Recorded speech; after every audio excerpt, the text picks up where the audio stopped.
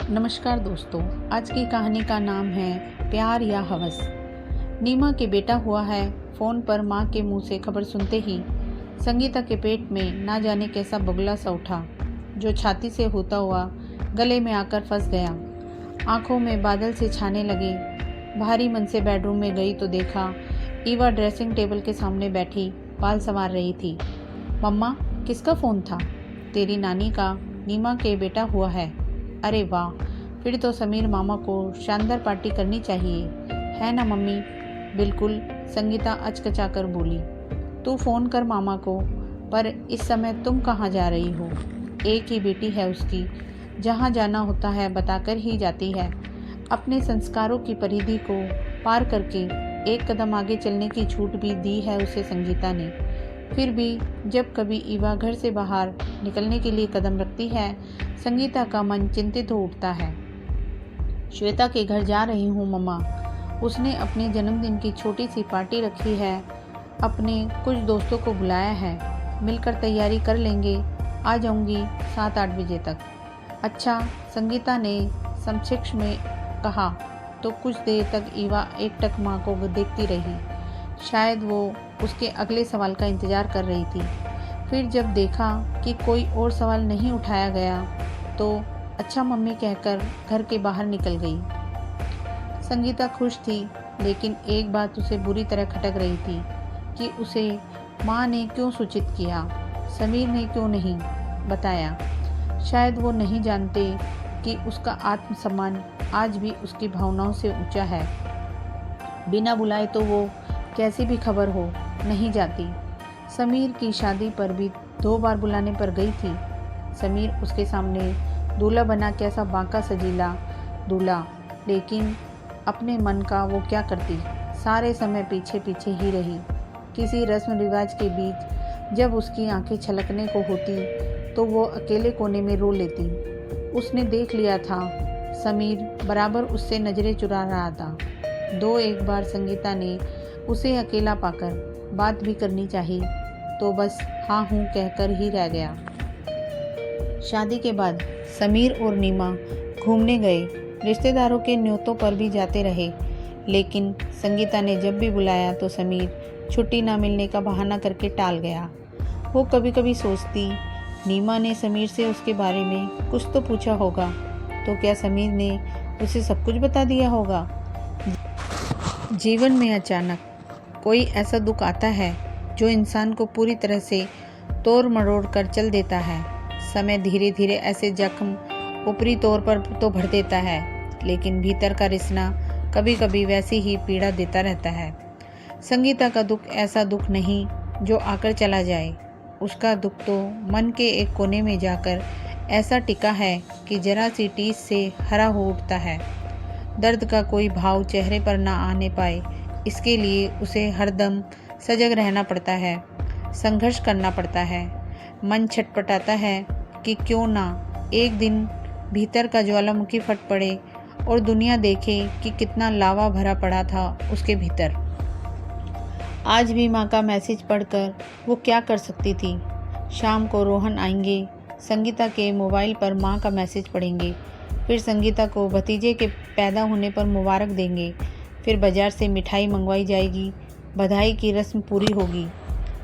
सारी तैयारी करने के बाद पूछेंगे, अब तो खुश हो भतीजे की बुआ? और संगीता ऊपरी तौर पर तो खुशी बांट लेगी, लेकिन मन तो अशांत रहेगा ही। जमाना जानेगा वो बुआ बन गई।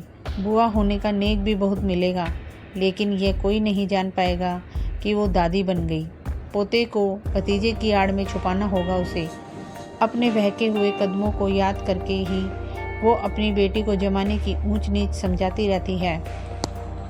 खुलकर बताती भी है कि पुरुषों के साथ एक उचित दूरी रखकर व्यवहार करना चाहिए, क्योंकि लाख दोस्त हों फिर भी पुरुष आखिर पुरुष ही होता है। आंख मूंद कर भी किसी पर भरोसा करने से जीवन भर का रोना ही हाथ आता है। ईवा ने भी उससे कभी कुछ नहीं छिपाया। संगीता अक्सर सोचती कि अच्छा होता यदि उसकी माँ ने भी टीनेज में उसे ऊंच नीच समझाई होती, प्यार और रिलेशनशिप का अंतर समझाया होता, बताया होता कि पार्टनर की ज़रूरत ही इसलिए होती है कि जीवन के खास मौक़ों पर दोनों एक दूसरे को स्पेशल फील कराएं। हर कोई आपका परफेक्ट पार्टनर नहीं हो सकता, सिर्फ निषेध ही निषेध। जिससे जीवन पहेली बनकर रह गया। उसे ये समझ में नहीं आया कि जो माँ बचपन में इतना लाड़ दुलार करती थी, युवावस्था में कदम रखते ही एकाएक इतनी कड़क क्यों हो गई। शीशे के सामने खड़ी होती तो माँ झिड़क देती, बस बस बहुत हो गया, बनाओ श्रृंगार। उमस भरी शाम को चौखट पर खड़ी होती तो माँ बाँह पकड़कर घर के अंदर घसीट कर ले जाती उसे। उसकी ईमानदारी को भी चोरी समझा जाता। बढ़ती उम्र का मन तो यूं चोरी करके सीना जोरी पर उतर आता है, लेकिन वो तो बेवजह ही दोषी ठहरा दी जाती। माँ की रोज़ रोज़ की रोक टोक ने कब उसके मन में विद्रोह के बीज बो दिए, वह खुद भी नहीं जान पाई। आखिर लड़कों में ऐसी क्या बुराई होती है कि उनकी परछाई से भी बचना चाहिए। इसलिए शायद वो राजेश की हवस को प्यार समझ रही। जब भी उससे सामना होता उसे कोई रोक टोक याद न रहती।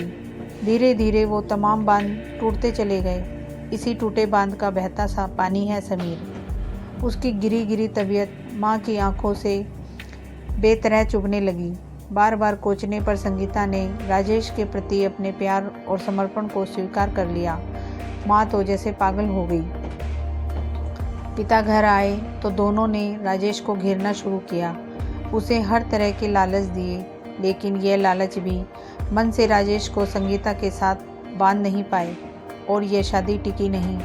संगीता कुछ ही महीने राजेश के साथ रही। समीर के पैदा होने से पहले ही राजेश उसे छोड़कर विदेश चला गया। संगीता की उम्र ही क्या थी, कुल 17-18 वर्ष। संगीता के पापा ने अपना ट्रांसफ़र करवा लिया ताकि नई जगह पर लोग समीर को लेकर सवाल ना करें। समीर को उन्होंने अपना बेटा घोषित कर दिया।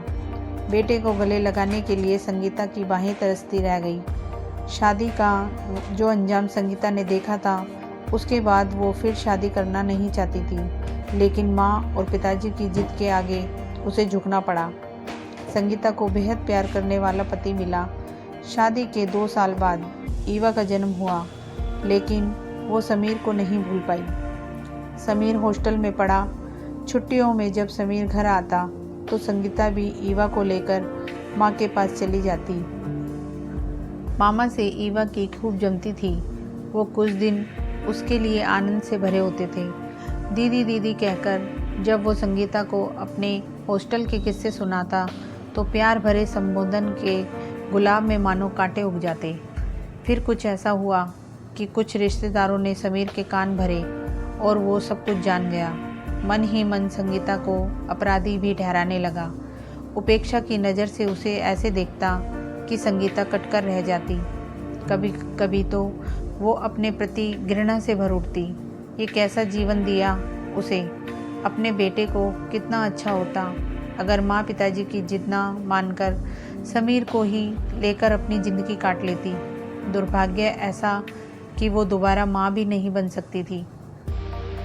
ईवा के जन्म के समय ही डॉक्टर ने उसे दोबारा माँ ना बनने की सख्त हिदायत दे दी थी। वो जानती थी कि पति के मन में बेटे की उम्मीद हमेशा कसक पैदा करती रहती है। एक बार तो उन्होंने लड़का गोद लेने की बात भी उठाई थी, पर समीर के रहते पराया लड़का गोद लेने के लिए संगीता का मन नहीं माना। समीर ने अपने बेटे का नाम आशुतोष रखा। आशुतोष 3 महीने का ही हुआ था कि एक दिन अचानक नीमा चल बसी। मैसेज मिलते ही बैग में 4 कपड़े रख कर संगीता चलने की तैयारी करने लगी तो ईवा भी मामा के घर चलने के लिए जिद पर अड़ गई। बुरा हाल था समीर का। बेटे को देखता तो नीमा का चेहरा आंखों के सामने आ जाता। उदास मन से संगीता उसके सारे काम अपने हाथों से कर रही थी। आशु उससे काफ़ी हिल मिल गया। शोक के 13 दिन समाप्त हुए। संगीता ने माँ से अपने लौटने की बात की, लेकिन समीर ने उससे थोड़ा और रुकने को कहा। संगीता को अपने कानों पर विश्वास ही नहीं हुआ। इतने सालों बाद समीर का व्यवहार उसके लिए बदल चुका था। 3 दिन बाद जब वो अपना सामान बांध रही थी तो समीर उसके सामने आकर खड़ा हो गया। हाथ में एक अटैची थी। क्या बात है समीर, तुम कहीं जा रहे हो?